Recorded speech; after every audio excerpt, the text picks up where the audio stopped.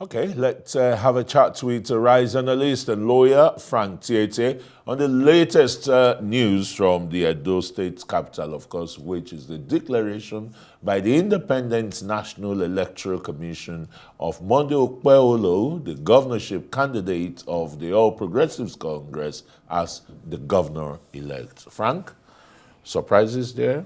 Well, not quite. The same old story.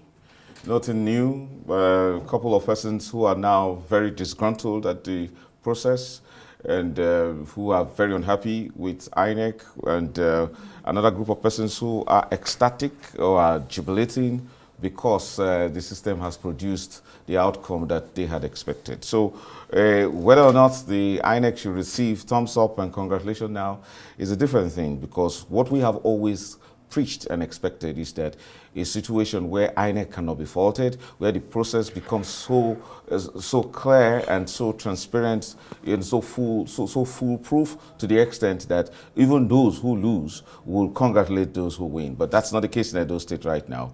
And it's such a good thing that the governor has made that kind of statement to douse the tension. And this is not a time for those who are declared winners to celebrate too much, so that the polarization and tensions will reduce across Edo State as we speak. Yes, indeed. And, a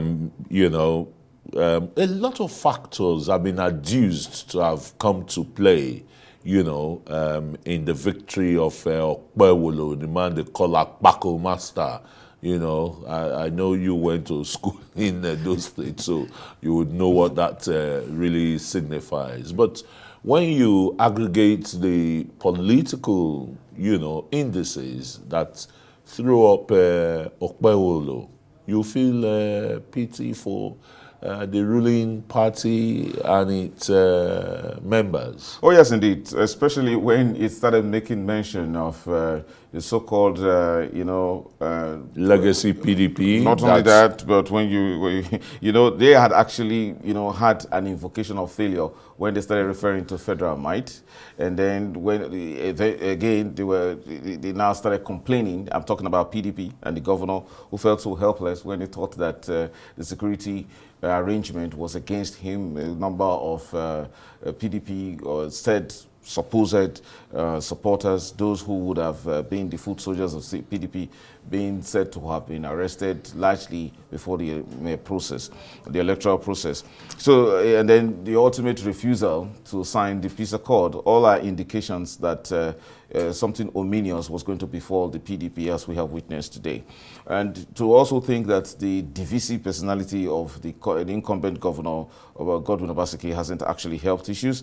Obaseki has so far inherited and incurred the wrath of so many very powerful and influential persons, not only that of former Governor Oshiomhole. So whereas they accuse him of even extending it to the traditional institution and the rest. When you remember the return of the artifacts, for example, which originally should go to the palace of His Royal Majesty, the Oba of Benin Obaira. That was unthinkable. That was unthinkable. And he's already building a private museum. And to think that any governor, sitting governor, trying to withhold the influence and powers of the highly revered Oba of Benin, wants to realize that he was going to get into troubled waters. So expectedly, PDP is supposed to be holding strong to Edo and Delta.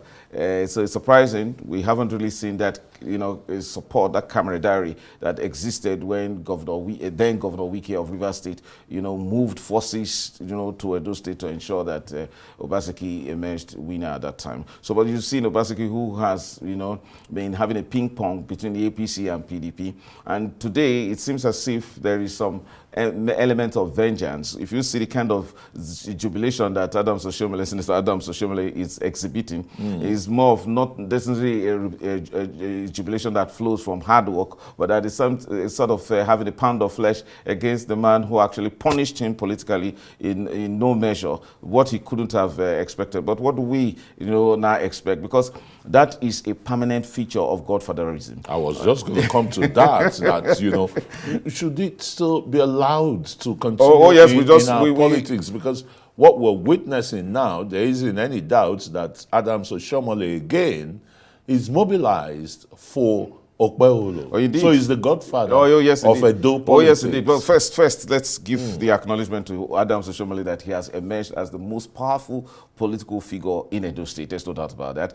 We've seen the condescending manner in which the now governor-elect refers to Adams Oshiomhole. It seems as if he's a schoolboy who is willing to learn politics from Adams Oshiomhole, who is also willing to, take lessons and instructions from Adams Oshiomhole. But Adams Oshiomhole might just be surprised too soon because we haven't seen a much, someone who had greater humility than the current Rivers governor. That's similarly Fubara in his relationship with former governor Nyesom Wike, now minister, who in less than 6 months turned into a monster that almost drowned the political life out of Nyesom Wike in Rivers State. So godfatherism has been entrenched as we speak in Edo State. We've seen that Okpebholo is a very reserved fellow who it's not as garrulous as the normal Edo politicians. And you and I agree that Edo people are very politically savvy, and they would have expected that anybody given the line of politicians like Chief Tom Ikimi and all of those important persons who have played national politics and Tony Adeni. So to think that you have a very reserved personality like Okpebholo now coming on board with a very, very influential national politician who has been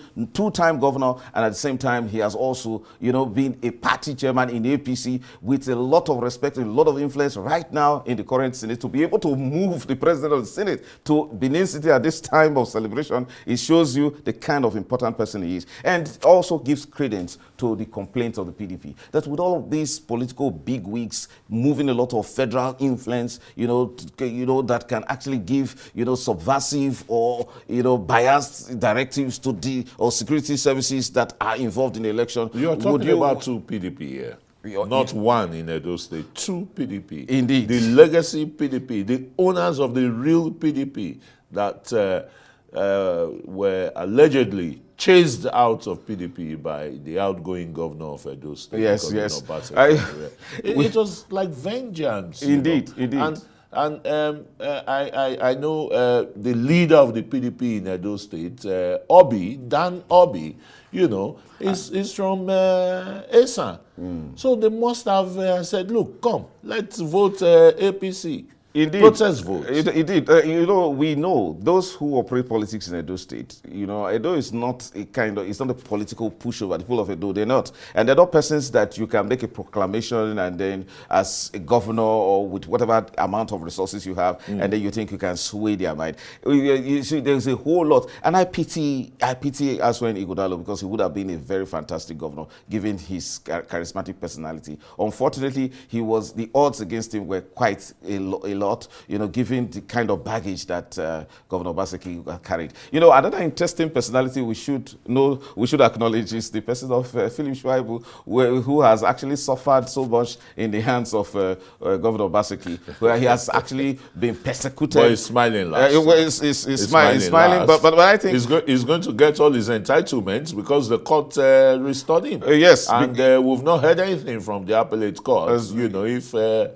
the government of Obaseki is appealing that. Even if he does, the truth about it is that in a short time they will not have, he will not be holding this sway, holding sway in Edo State anymore. So it will have been statute not only that, it will be withdrawn, and then expectedly he would be given all his entitlement. I'm talking about Philip Shaibu now. I actually, rooted for him at the time, then felt so disappointed that he could hold only to be further punished by Obaseki, who did not appear to be somebody who will forgive so quickly. Unfortunately, Obaseki was up against, a baggage. It was up against a very powerful, system. It was also a group of powerful politicians led by Adams Oshiomhole. I doubt how he was going to wriggle out of it.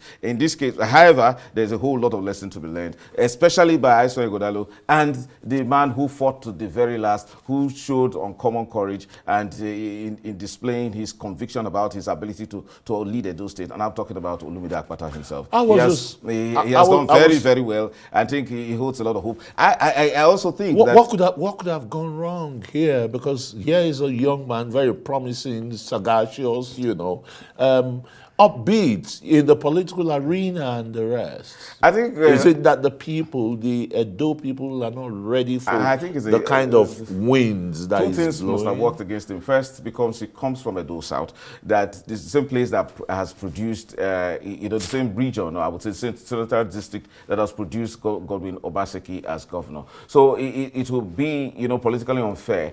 But again, Olumide Akpata was very, very convincing. He was also, he irradiated that, that aura, sense yeah. of someone who believed in democracy. But he was driven with his, own inordinate ambition. No. So he was very, optimistic, thinking that because the Labour Party was buoyed, was driven into so much kind of hysterical, success in the presidential election because of the young people. And if you actually look at the trajectory of the presidential election, the young people in Edo State were very forceful. And I think a smart politician that Olumide Akpata is realized that he could cash in on that. And unfortunately, this is highly disappointing to think that the young people of Edo State, neglected the opportunity to showcase Olumide Akpata as someone who could actually reflect the hope, the future of Edo State has actually been very disappointing with the outcome of just this like what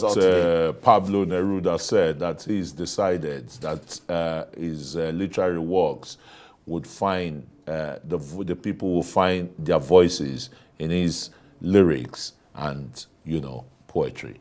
The Edo youth failed to pick that up with Olumide Akpata. And Olumide Akpata must be commended. He did everything possible to sell his message. He brought Peter Obi to go around all this, to galvanize everything. But his outcome was really, really very disappointing. Do you think? Well, finally, now, do you think that is political end? No, not at all. Not at all. To think that, everybody should consider Olumide Akpata as a political neophyte because he has always been a steeped and a very brilliant lawyer, very successful one. And his first stint at leading the NBA, he made a huge success out of it, and he turned things around. And then he set a very high standard that it's going to be very difficult for any coming NBA president to surpass. And to now think that perhaps he was being overly ambitious to think he should just move that to become governor. Now, if he could do this well as in his first attempt, I don't think he has a very bright future. And it's quite young, just a little above 50. And then I think in the next 2 or 3 election cycles, we should be expecting that Olumide Akpata will do something fantastic in terms of influence in Edo politics. We wish everybody the best of luck. The incoming governor, all the best. Don't forget that the courts will soon be inundated with all sorts of pieces of evidence. Well, and don't also forget how much the Nigerian civil society, those very influential civil society organizations, we're talking about Yaga Africa, TAF Africa, and the Nigerian election situation room, all of them making those very consequential comments about the Edo elections. We just hope that this is not a ritual that we go through that amounts to nothing, and that whoever wins and then taunts the other, you go to court. And whatever happens in these days, these courts don't want to change the decisions anymore. So INEC, would you actually save Nigeria's democracy so that we can have people who will congratulate you, either they won or lost, and say that you've done a good job? Unfortunately, it seems as if we can only have such testimony from the days of June 12th, where we talk about the sterling work of Professor Humphrey Wonsu. Sterling work? Well, I leave that to those who were old enough then during that period to judge it. Of course, we still have that as the barometer of our successful elections, June 12th. Absolutely, I agree with you. Thanks so very much, Frank Tietie, a rights analyst and human rights lawyer.